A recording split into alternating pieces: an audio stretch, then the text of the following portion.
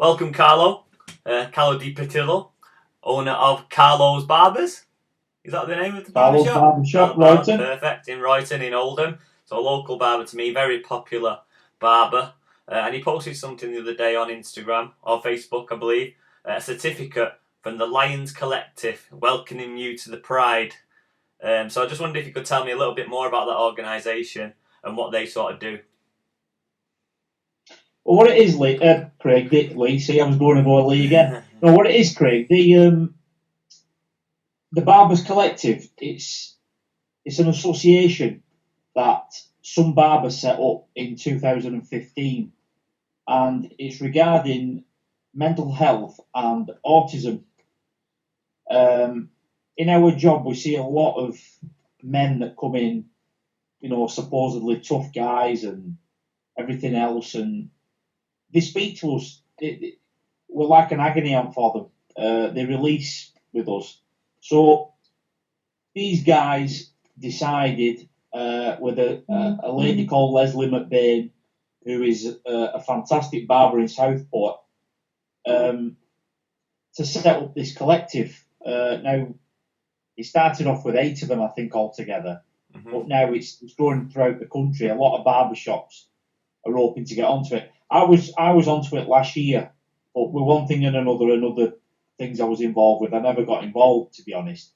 But while I've been off on this furlough scheme and everything else, I've had the chance to actually catch up with it, see what it's all about, whether I wanted to get involved.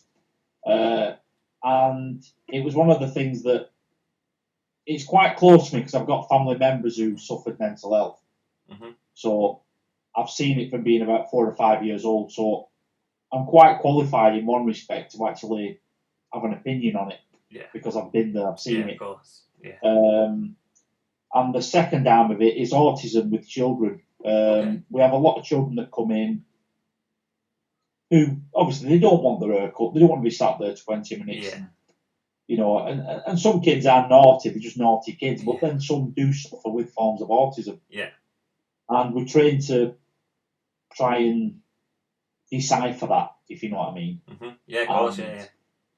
And basically, the course of action to take. I mean, some of the things we've done to cut their hair is unbelievable. Right. Like what? Give some examples. Like laying on the floor with them. Right, amazing. Sat up the staircase. Yeah, brilliant. Things like that, because a lot of them don't want to sit in a chair looking at a mirror. Yeah. So we've sat on the floor. Me and the staff have sat there talking to them on the floor while one of us cuts his hair, or it's still little things like that. And if they're comfortable with it, we'll do it. At the end of the day, you don't want to traumatise someone just for coming having an haircut. They're not well. They're not. For want of a better word, they're different, and you've got to treat them differently to the one who will just sit there and let you cut his hair. Some are scared of the biggest thing is they're scared of the noise. It's the noise of the clippers that do it. Now again, in my shop, I've actually got 2 sets of clippers that are specifically designed for autism. Right. They're very, very quiet. You can't hear them. In fact, you've got to sort of look at the blade, see if they're actually switched on. You know what I mean? So, we're trying to do things. We're not, it's not great. just, it's snip hair, you know what I mean? Becoming more and more relevant. Obviously, I'm a qualified teacher. I don't know if you knew that, but the differentiation of all different kids is so important these days for their growth as people. So doing it in a barbershop, I never even thought of that, even as a teacher. So it's amazing that you're doing things like that. Yeah. How did you originally find out about the Lions Collective? Were you contacted, or was it something you saw? Do you remember? No, I know Leslie. I know the girl that I mentioned before. Yeah. I know Leslie from Southport, and she was an advocate of it a couple of years back, and it just stemmed from that, really. Why do you think that barbers are so important over other industries for helping with this issue? Because we connect with the person. Mm-hmm. They're with us if you think, when you come for your haircut, they're with us for half an hour. They sat in the chair. They're a bit secluded, just you and them. And they'll open up. They'll tell you the stuff they'll tell you. They probably won't tell the partners at home or, a doctor or anything, but they'll tell the barber.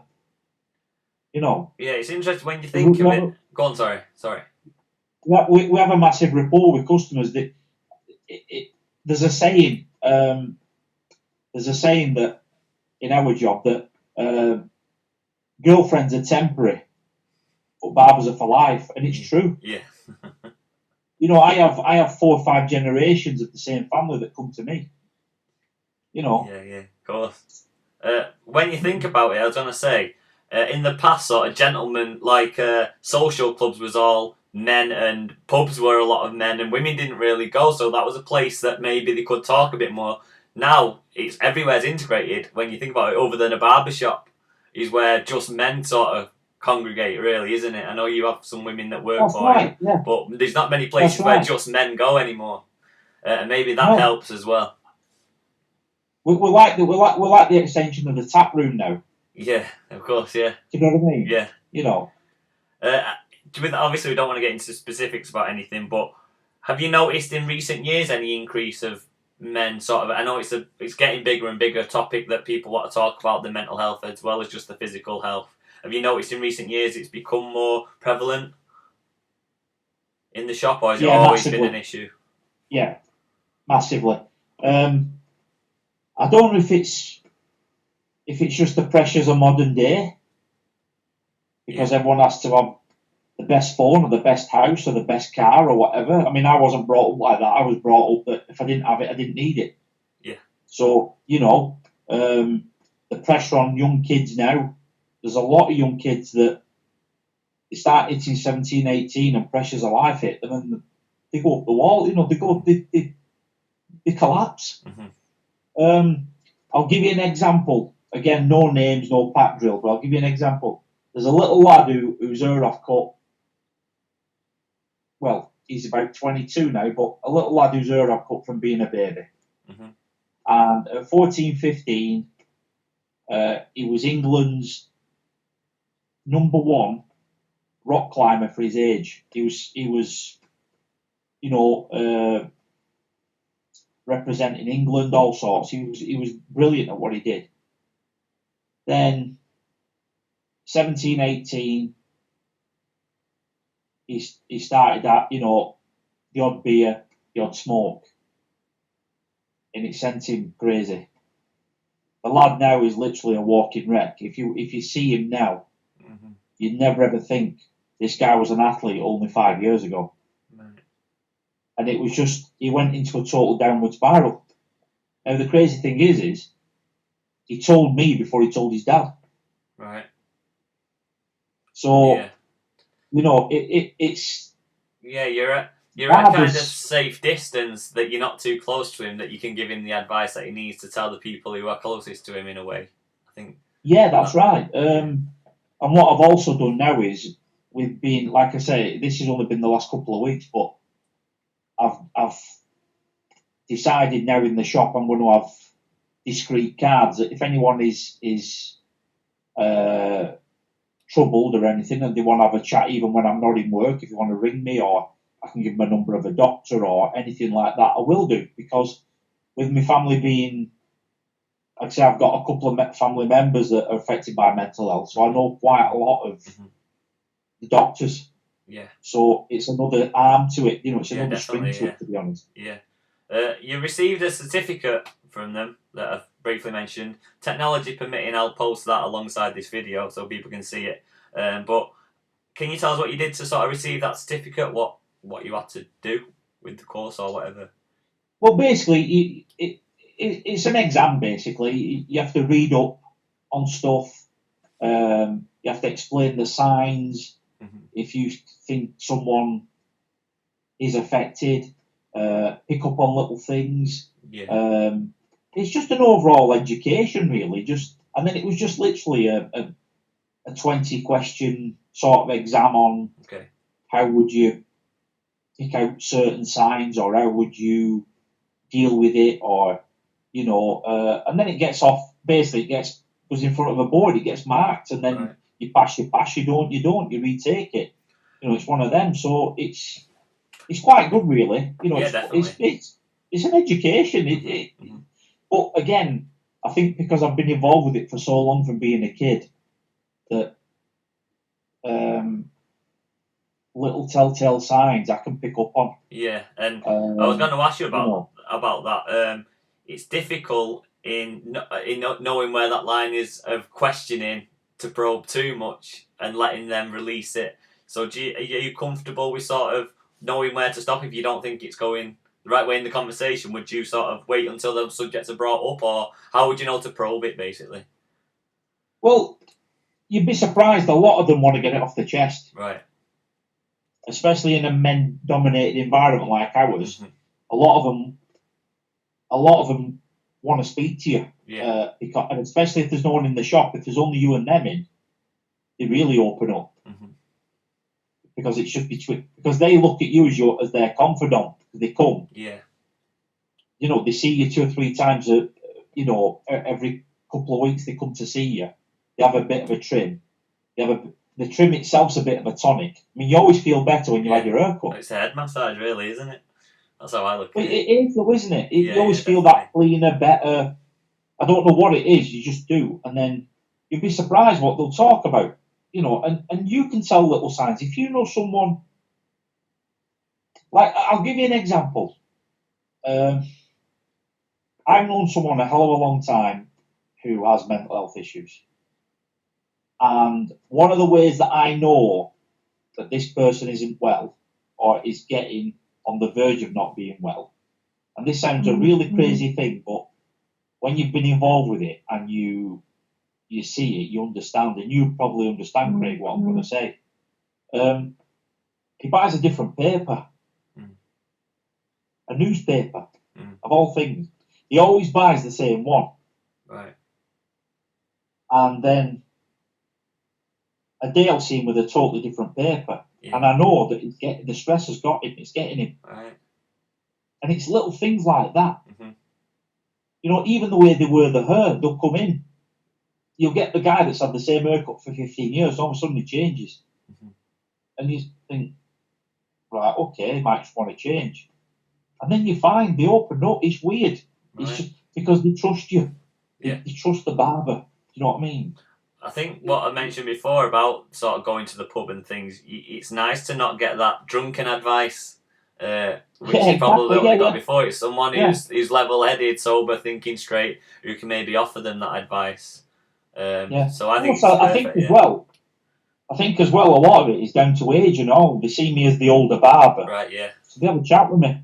You know what I mean? Yeah, definitely. They probably don't do it as much with the girls who work with me, because they don't. They see them as a bit of glamour pussies and probably not that interested. Yeah. But the old guy in corner with bald head and who just wants to have a chat. Yeah. They seem to want to have a bit of an open up with you. Do you know what I mean? It's good, really. It's nice that they even trust you, to be honest. Yeah.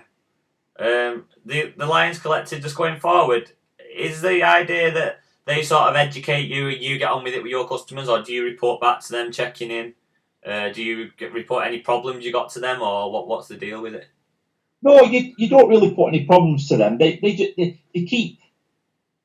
keep you informed with stuff, other things that's happening in certain communities and certain initiatives that might get, they might go up with another mental health issue of some sort, or they might say, well, we handle it this way now, we found it better to handle that way. Right. And it's just that, you sort of not sports left to your own devices, they're always there, but they don't bother you, if you like, and I think it's just a matter of using your own common sense. Yeah, it's more about educating the barbers then, isn't it, than sort of referrals or anything like that. It's more about your education and your staff's education. Yeah. Okay, I don't want to keep you for too long. I've got plenty out in just a short space of time. It's fantastic what you're doing. Have you got any messages for anyone that might be suffering with mental health problems? Yeah, just open up. Go and find someone. It could be the corner shop. It could be the guy cutting the grass. It could be anyone. Just go and open up, because it's like the old saying, a problem shared's a problem halved, and it's true. Yeah. That guy might turn around and tell you, well, sorry, mate, I can't help you. Or he could be the best thing since sliced bread. He could help you right the way through the lot. you know, if I can put you onto an organisation that's going to help you, that you didn't even know was there, like, in effect, you didn't know this was there. Yeah, yeah. You know, until you for posted the example. certificate, yeah. Yeah. And I never even thought about it, even though I'm quite aware of mental health and I've been doing this for a sort of year and a half. I never even thought about how important a barbershop was for male mental health in particular.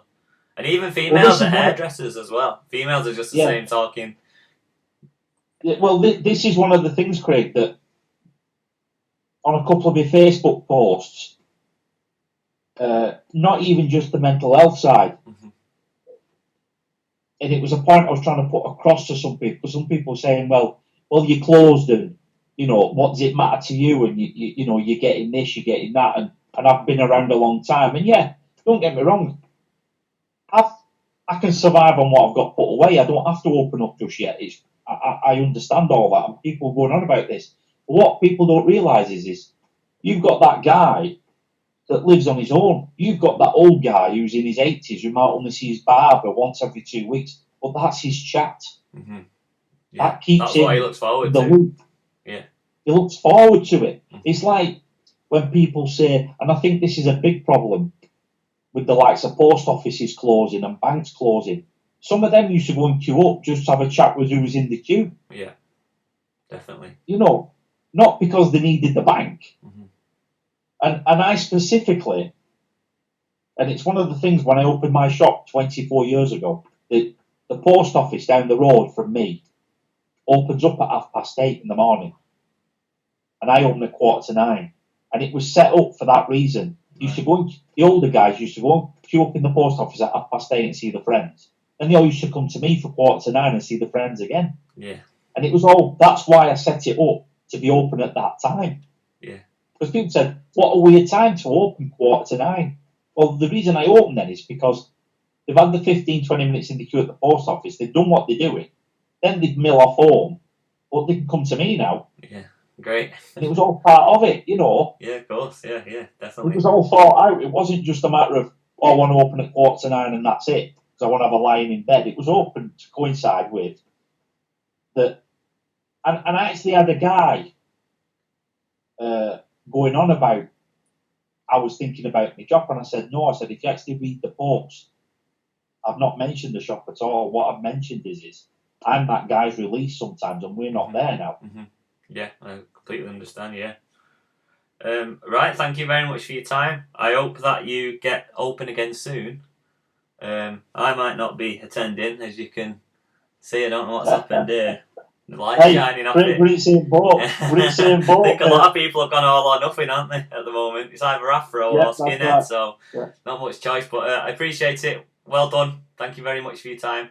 And well, any time, mate. Anytime you need, you need anything, give us a shout. Anything, not a problem. I'm always around somewhere. Thank you, Carlo. Speak to you soon. All right, mate. Take care. Bye bye. See you, pal. Bye bye.